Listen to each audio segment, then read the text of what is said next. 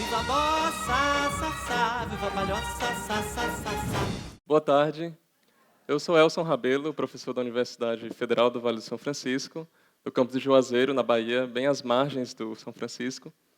E gostaria de agradecer à Globo, TV Globo, a Globo Comunicação, pelo convite de estar com vocês, compartilhando um pouco das nossas experiências de pesquisa. Eu pesquiso o São Francisco há alguns anos e ensino também algumas questões relacionadas ao São Francisco, especialmente para alunos de artes visuais, embora eu seja historiador.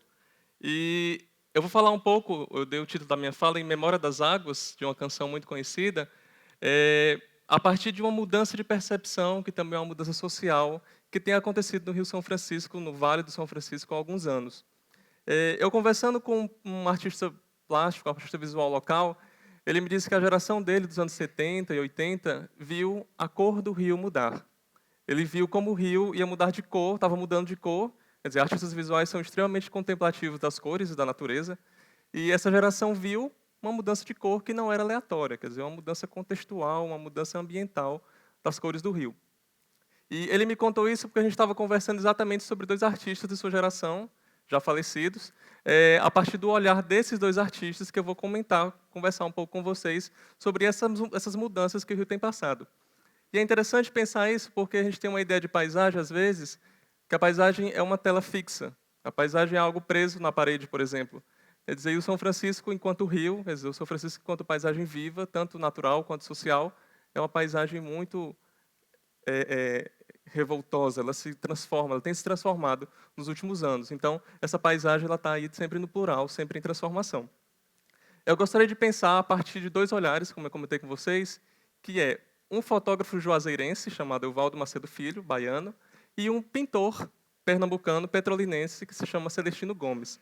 Evaldo nasceu nos anos 50 e faleceu bem cedo, nos anos 80. Celestino nasceu nos anos 30 e morreu nos anos 80, nos anos 2000 agora, recentemente, desculpa. E em dado momento eles se encontraram e produziram, eles foram amigos, produziram seu olhar sobre o rio, um a partir da fotografia e outra a partir da pintura. O Evaldo, em especial, eu quero usar eles para a gente pensar um pouco sobre a navegação, porque em dado momento do século XX, dos anos 30, até pelo menos a ditadura militar, o Rio São Francisco foi considerado o rio da unidade ou da integração nacional, porque ele integra estados, ele integra regiões, Nordeste com Sudeste, e ele tinha um fluxo muito interessante entre populações, entre víveres. Quer dizer, o São Francisco era um espaço de navegação.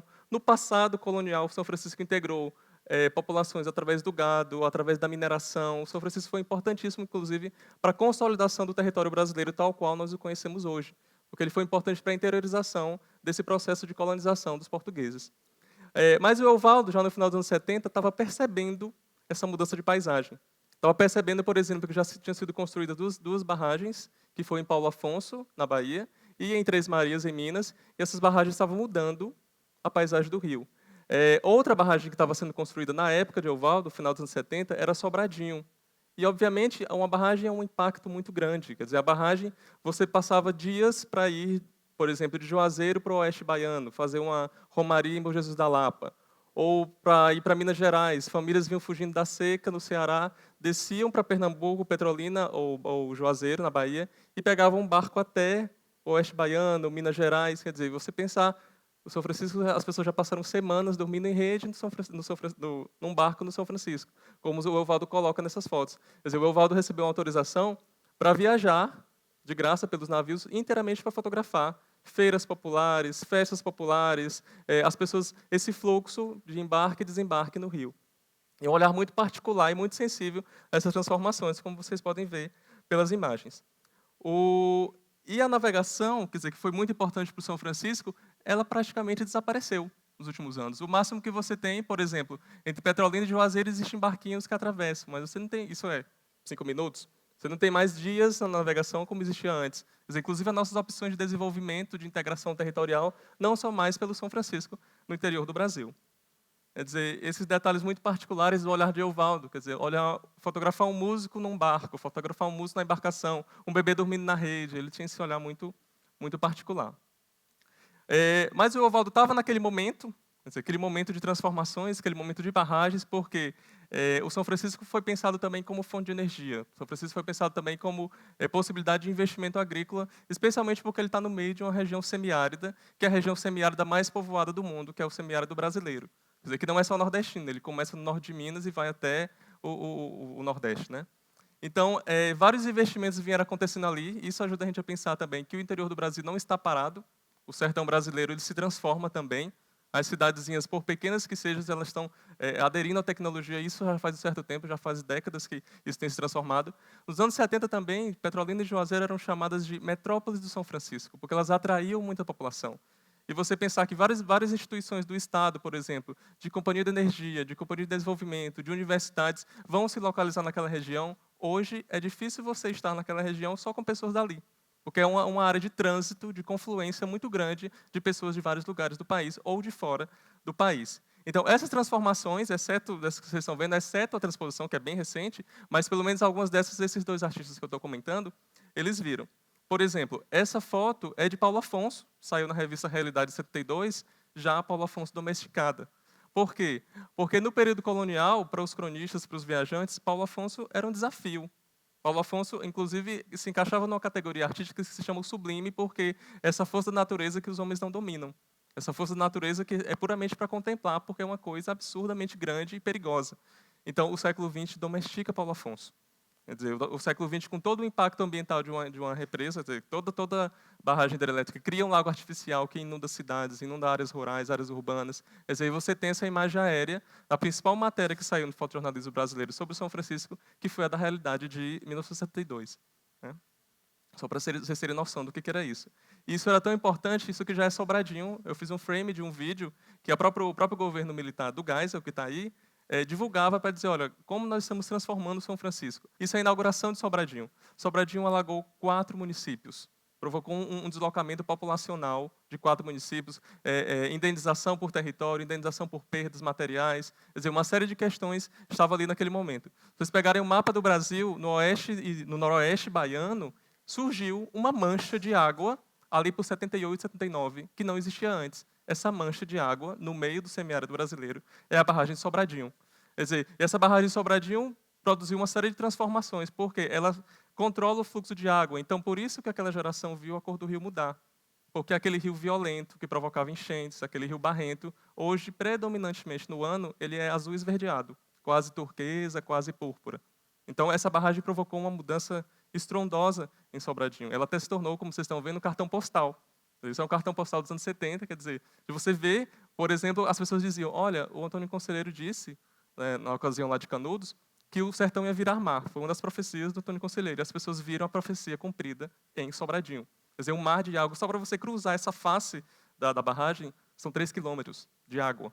E mais umas centenas de quilômetros acima no território baiano.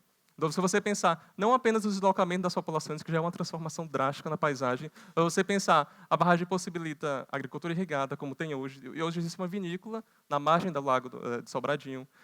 A barragem impede a piracema, então os hábitos de alimentação também mudam, porque os peixes não podem subir barragens, obviamente. E de modo que no lago Sobradinho hoje foram introduzidas espécies que não são do Rio São Francisco, como a tilápia, que ela está lá, come-se tilápia na região, mas ela não é nativa. Quer dizer, você pensar nas mínimas coisas, tanto você ter eletrificação por causa das barragens, por exemplo, Paulo Afonso responde por 70% da produção de energia elétrica do Nordeste. Você pensar como o Rio São Francisco é importante não só para os estados que ele banha, mas para o Nordeste inteiro, enquanto região, enquanto sistema ambiental e social e por aí vai. E o Eovaldo também pegou, ele gravou em Super 8 exatamente, ele fez experimentações em Super 8, por quê? Acima da barragem, no porto chamado Joacema, ficaram dezenas ou até centenas de embarcações que não voltaram a circular. E ele fez o Super 8 com essas embarcações, as pessoas esperando o que ia ser feito delas lá no porto de Joacema. Igualmente, em Pirapora, outras dezenas de embarcações ficaram esperando e nunca voltaram a circular, porque praticamente não existe navegação no São Francisco hoje. O outro olhar que eu quero mostrar a vocês é o olhar de Celestino Gomes, um pintor modernista, um pouco expressionista, um pouco cubista, um pouco impressionista, e ele pinta especialmente para lugares públicos, pintava, aliás. Vocês podem ver aí que tem um lustre ali em cima, porque essa grande tela está num hotel. As obras dele estão em hotel, estão no aeroporto de Petrolina, estão em farmácia, em rádio, em locais públicos. E o Celestino é completamente contextualizado nessas transformações do Rio. É ele que vai, por exemplo, bem ao modo de Portinari, criar nas artes visuais, na pintura, um tipo regional, os tipos regionais, como, por exemplo, todos esses tipos regionais que estão em torno do rio. Quer dizer, o vaqueiro, o agricultor, quer dizer, o músico ali na beira do rio. Quer dizer, o rio nem que seja discretamente ou explicitamente, mas o rio sempre está, de uma forma ou de outra, na obra do Celestino. E aqui no canto, eu gostaria que vocês observassem, a maioria dos trabalhos do Celestino é do final dos anos 70 até os anos 90. Então ele já estava antenado também nessas transformações. Você pode pensar que é uma paisagem rural tradicional, mas aqui no canto, que são as frutas, já é uma interferência muito grande no rural, que é a agricultura irrigada. Isso é muito recente. Isso é de umas décadas para cá. Outra obra de Celestino, isso é do ponto de vista da margem de Petrolina, quer dizer, o outro lado é Juazeiro, já é Bahia. No centro aí tem uma ilha, que é a Ilha do Fogo. Quer dizer, se vocês pararem para olhar, cada um desses indivíduos são tipos regionais. O pescador, o vaqueiro, a lavadeira, quer dizer, tipos regionais que, se você for ver hoje, talvez não existam mais. Exatamente porque essas regiões, essas paisagens, esses grupos sociais estão em transformação. Outra imagem do Celestino muito interessante, está na Biblioteca Municipal de Petrolina, é uma família inteira envolvida na agricultura irrigada. Quer dizer, você pensar que existe uva no sertão, se faz vinho no sertão, existe um fluxo de exportação de frutas direto para a Europa e para outras partes do Brasil, saindo do Vale do São Francisco. Quer dizer, você não pode não ver o rio aqui, mas o rio está indiretamente relacionado com isso, com esse surgimento dessa paisagem, desse tipo de produção agrícola. Isso é uma festa tradicional, não sei se vocês sabem. A mandioca é um produto típico do Nordeste, um produto muito consumido no Nordeste, e especialmente um uso da mandioca é a farinhada. Então, a farinhada é uma festa de família, de várias famílias, de amigos, e uma dessas telas bem interessantes do Celestino é a farinhada. Quer dizer, você reúne um grupo para fazer a farinha, para moer a mandioca, para torrar a farinha, e ali atrás, um fiozinho discreto, é o Rio São Francisco. Não sei se vocês conseguem perceber. Outros olhares mais contemporâneos, outros olhares que também não são o Evaldo, não são o Celestino, mas que também chamam a nossa atenção, especialmente para algumas questões recentes que o Rio tem passado. Por exemplo, essas fotos são de um fotógrafo dos movimentos sociais, especialmente ligado ao MST, o Movimento Sem Terra, que faleceu recentemente, o João Zinclar. E João Zinclar tinha um projeto documental de ir pensar para a fotografia a paisagem contemporânea de São Francisco. Não é uma paisagem romântica, não é uma paisagem idealizada, porque São Francisco também tem poluição. Quer dizer, onde você tem grandes cidades, onde você tem shopping, hospital, até universidade, agricultura irrigada e os insumos agrícolas que isso traz, agrotóxicos, uma série de questões, você não vai ter o mesmo rio. Quer dizer, pescar nesse rio não é a mesma coisa. Então, uma questão ambiental importantíssima e urgente, a gente está no Museu do Amanhã, quer dizer, o que é o amanhã do Rio São Francisco se ele também tem poluição, se a gente tem lazer e vou banhar numa água que está poluída, vou beber de uma água que está poluída, quer dizer, uma série de questões relacionadas a isso.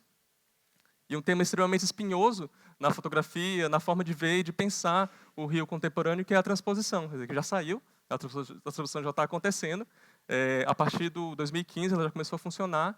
Então, eu peguei essas duas fotos, que foram, a gente pode dizer que é um olhar científico, é um biólogo, Renato Garcia, e saíram num livro sobre flora.